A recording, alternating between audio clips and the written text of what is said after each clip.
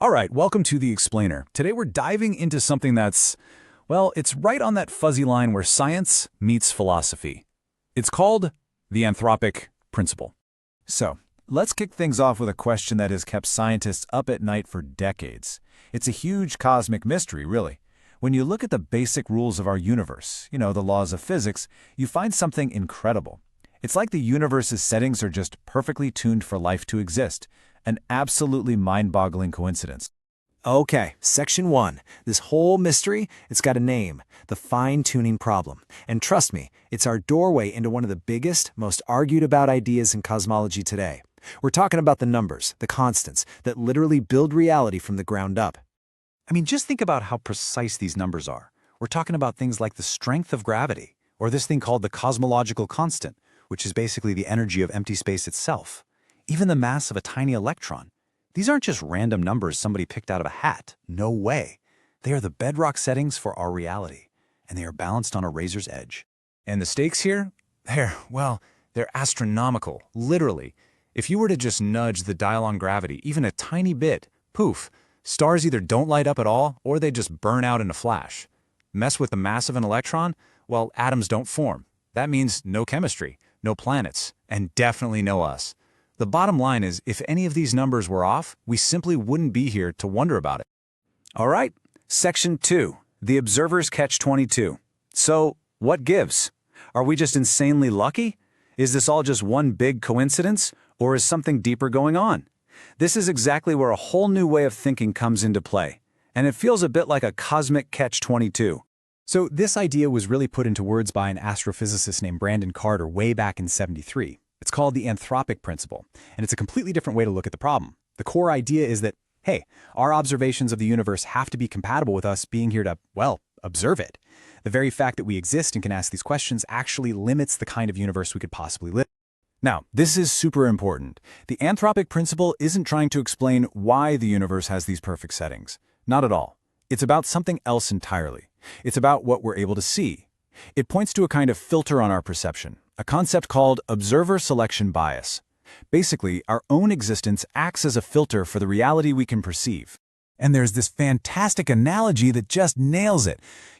A fish isn't surprised to find itself in water, right? I mean, where else would it be? It couldn't exist anywhere else. And that's the whole idea. Of course, we find ourselves in the universe that has the right conditions for life. Any other type of universe, one without life, would have no one in it to be surprised in the first place. It would just be, totally unobserved. Okay, Section 3. Now it gets a little more complex here, because the Anthropic Principle isn't just one single thing. It actually comes in a few different flavors, you could say. And each one means something very different for how we see the universe. So, let's break down the two big ones, the weak versus the strong versions. And believe me, the difference is huge. One is pretty much just a logical observation, while the other, well, it makes a much, much bigger claim about reality. So first up, the weak anthropic principle, or WAP. This is the one that most scientists are totally cool with. It's really just a statement of logic. It says, hey, since we're here, we must, by definition, be in a part of the universe and at a time in its history that can actually support life like us. It's straightforward, it's powerful, and it's not really controversial at all.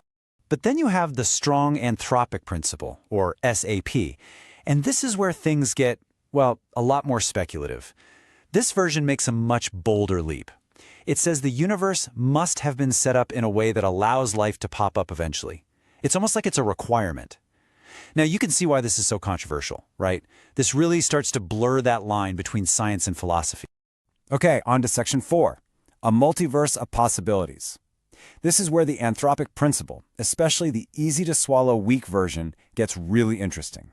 It becomes an incredibly powerful idea when you combine it with another absolutely mind-bending concept, the multiverse. The logic here is actually pretty simple. Just follow along. Step 1. Imagine there aren't just one, but countless universes out there, maybe an infinite number, and each one has its own random set of physical rules. Step 2. Now, the vast, vast majority of these universes are going to be total duds. They're lifeless, sterile, boring. Step 3. Observers like us can only exist in that tiny, tiny fraction of universes where the laws just happen to be right.